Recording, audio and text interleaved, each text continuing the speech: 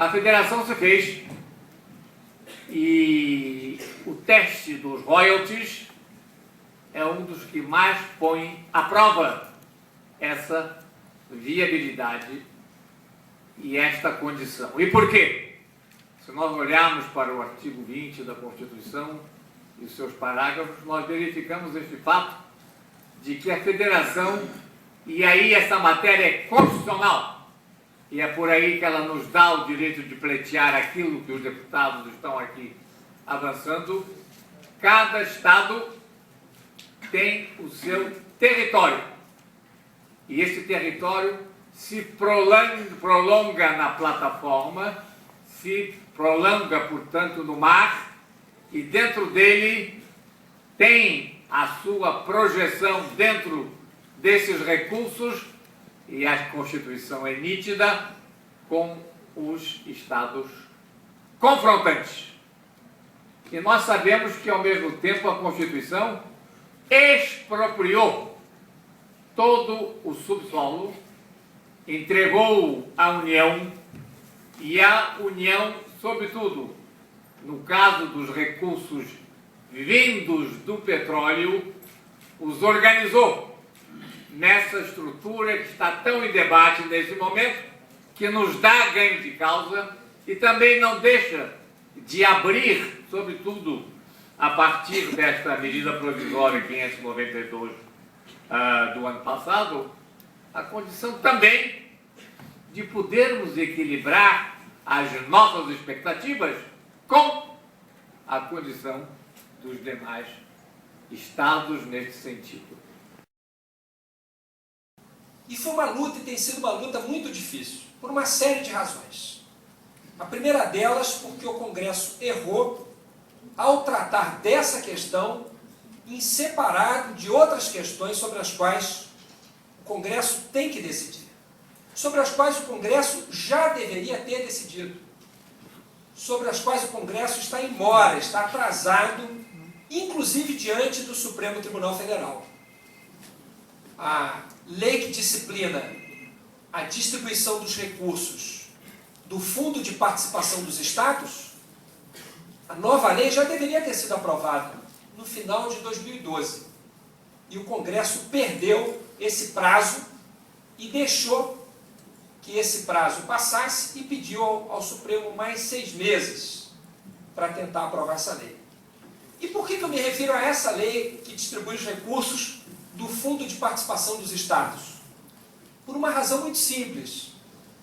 Porque essa discussão do FPE, a discussão dos royalties e a discussão de uma reforma tributária ou da cobrança do ICMS no destino ou na origem para tudo, acabando com essa maldita exceção que foi aprovada na Constituição de 88, na Constituinte, que vigora na Constituição, que cobra o ICMS sempre na origem, menos quando se trata de energia elétrica e petróleo e seus derivados.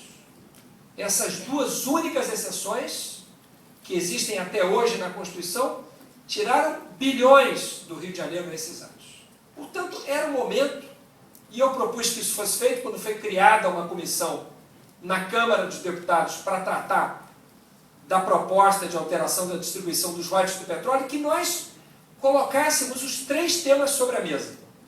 E eu tinha uma tese, que eu continuo defendendo, que é que às vezes, em situações como essa, é mais fácil resolver 3 problemas ao mesmo tempo do que um de cada vez. Por quê? Porque como se trata da distribuição de recursos entre estados, se nós colocássemos os 3 na mesa, um estado que perdesse em alguma questão poderia ganhar na outra. E com isso a gente compensaria uns aos outros nessa negociação dos 3 temas. Mas a minha proposta foi rechaçada por 2 parlamentares do Nordeste que disseram: deputado Molon, o senhor está querendo embaralhar o jogo. Isso aí é uma estratégia, uma tática para tentar evitar que a gente decida sobre royalties. O senhor quer colocar tudo na mesa, porque é muito mais difícil resolver, e nós não aceitamos. Queremos discutir só royalties, só distribuição de royalties de petróleo.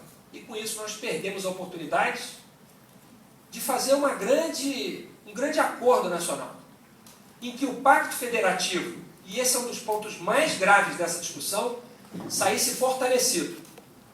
O que nós vimos no ano passado, em especial, no Congresso, e no começo desse ano também com a derrubada do veto, lamentavelmente com a derrubada da liminar do ministro Fux no meu mandado de segurança, nós vimos o esgarçamento dos laços que unem os estados. Porque a sensação que nós do Rio de Janeiro temos hoje no Congresso é de que se uniram 24 unidades da federação para atacar os direitos do Rio de Janeiro. A Constituição da República nunca tratou e jamais tratará de camadas geológicas. Não tem nenhuma citação na Constituição da República sobre pré-sal e pós-sal. A Constituição da República fala em petróleo, em recursos minerais. Pós-sal e pré-sal é definição geológica. O que é pós-sal e pré-sal? Temos obrigação de explicar. Você tem no alto mar a camada de água, depois da água vem o solo, uma camada imensa de solo. Tudo que é de petróleo, que é achada nessa camada de solo, que está debaixo do mar, é chamado de pós-sal. Depois dessa camada, vem uma outra imensa camada de sal. No sal não tem o petróleo. E depois dessa grande camada de sal, começa a aparecer óleo novamente, que é o pré-sal. Então, pós-sal é tudo que está entre a camada de sal e o mar. E pré-sal é tudo aquilo que está debaixo da camada do sal. Ora, é possível uma Constituição tratar disso? Não. Então, isso é uma invenção da tecnocracia para burlar a Constituição. Então, quero dizer que o sistema que vigia era o sistema de concessão. Concessão pura, criada em 97. E com ela, a lei do royalty, definido na Constituição, veio também a participação especial, que hoje é um valor da arrecadação maior do que o royalty. E veio em 97, e aí temos que levar para a política, sim, no governo Fernando Henrique Cardoso. Na época, a Petrobras produzia 500 mil barris de petróleo por dia. Quando se mudou o sistema de concessão para partilha, a Petrobras, em 15 anos, já produzia 2 milhões de barris de petróleo por dia. Então, esse sistema deu certo ou deu errado? Em 15 anos, quadruplicou. Então, era um sistema que deu certo. Mas, politicamente, se decidiu mudá-lo de concessão para partilha. E aí, criando esses dois conceitos, de pré-sal e pós-sal. No pós-sal, não se mexia. Iam valer as regras que já estão estabelecidas. E no pré-sal, aí ia ser outra distribuição para o Brasil inteiro. Queria eu dizer, no início, que há duas questões, digamos assim, que são basilares na questão de royalties e PE. É pena que eu não posso apresentar um gráfico aqui, mas, enfim, há uma distinção conceitual do que é royalty do que é PE. E eu vou fazer rapidamente essa distinção, porque isso vai nos permitir identificar a razão, digamos assim, por trás da qual a política anda. O royalty, ele é economicamente uma forma de compensar um recurso natural esgotável. Ele não é de agora, essa invenção não é de hoje. Não foi o Brasil que inventou o royalty. Existe há muito tempo. Outros países, outros pesquisadores, outros estudiosos já sabiam que era royalty. Ele é uma compensação por duas coisas. Primeiro, pelo esgotamento de um recurso natural que é esgotado. Segundo, ele é uma prevenção aos danos que podem ser causados ao meio ambiente ou à comunidade por conta da exploração desse recurso natural. E terceiro, para prevenir riscos ocasionais, por exemplo, o vazamento de óleo. Certamente o vazamento de óleo aqui na bacia continental, no litoral do Rio de Janeiro, o óleo não vai para Pernambuco. Ele não irá para a Amazônia.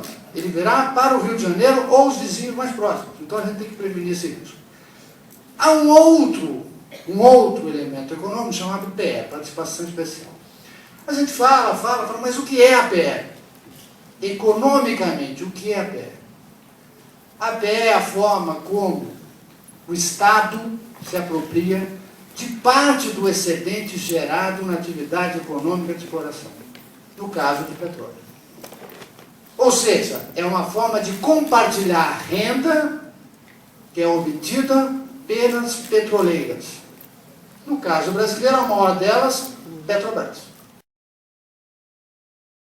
Então, o que está se falando aqui, quando se fala dessas coisas todas, é ainda a necessidade de reforma, porque cruza a questão da autoridade política, a questão do nível, a questão da existência de lideranças políticas, a questão da existência de instâncias de posicionamento político e a questão tributária, econômica e tal dos vários entes da federação, a própria existência da federação numa necessidade de reformas. Reformas necessárias que poderiam ter sido feitas mais ou menos em todo esse tempo, mas que correspondem à memória da própria Constituição, que é recente, é de 88. Você estabeleceu lá, por exemplo, o Paulo falou bem, o Fundo de Participação dos Estados, FPE, e também o seu irmão, seu primo, Fundo de Participação dos Municípios. Ele foi feito para equalizar a federação na questão financeira. Por isso São Paulo só recebe 1%, tendo quase 40% do PIB brasileiro. É porque o FPE é distribuído a partir do erário da União, na proporção direta da extensão territorial de cada estado, na proporção direta da população de cada estado e na proporção inversa da renda per capita de cada estado. Eu levantei no Conselho Estadual de Educação e nós temos hoje no Rio de Janeiro 6 milhões de adultos com mais de 18 anos que não completaram o ensino médio. 6 milhões de adultos que não completaram o ensino médio. No SEBRAE, nós levantamos a situação dos empreendedores individuais e verificamos que o empreendedor individual é uma adição ao programa dos microempreendedores, não é uma microempresa. Eu me transformo no empreendedor. No SEBRAE, nós verificamos que dos 200 mil empreendedores individuais já catalogados, cerca de 50 mil também não completaram o ensino médio. Então nós estamos com um problema muito sério que tem consequências muito sérias sobre a nossa situação, porque nós estamos perdendo competitividade. Nós temos um polo petroquímico chamado Comperge, que necessita, e acho que foi o Márcio que falou sobre a questão do favelão, mas falou em Macaé, Itaboré. E nós temos um problema seríssimo, porque nós não estamos qualificando as pessoas para ocupar os postos de trabalho que vão ser oferecidos ali. Qual é a consequência? Nós vamos importar técnicos, provavelmente da Bahia, da refinaria de Aratu ou de Camaçari, vamos importar técnicos de Paulínia, que vão ocupar aqueles postos de trabalho, vão ganhar os salários e a população vai ficar marginalizada, sem qualquer condição de melhoria de qualidade de vida e sem ingresso, sem realmente qualquer inclusão social. Esses ajustes finos, que custam caro, precisam ser realizados, porque eles estão contribuindo no Brasil para a perda da nossa competitividade. Os fundos setoriais que foram criados para apoio à pesquisa nos anos 90, no final dos anos 90, pelo ministro Sardenberg, que era o ministro da Ciência e Tecnologia na época, os fundos setoriais resultaram num incremento formidável da pesquisa no Brasil, uma das linhas de 1983. Qual foi o resultado disso? Hoje nós temos 57% da contribuição científica em revistas indexadas de toda a América Latina. E já somos o 13º país do mundo em produção científica, o que é uma coisa extremamente importante, porque nós temos muitos países da Europa atrás de nós nesse momento. Mas somos ainda o 56º país em competitividade quando nós falamos de inovação. Ora, como é que se liga a questão dos royalties do petróleo? Eu não posso criar um programa de qualificação para 6 milhões de pessoas sem os royalties do petróleo, porque se faltar o dinheiro dos royalties, a Secretaria de Administração terá que utilizar para pagar a Previdência, porque esse é um compromisso previamente assumido.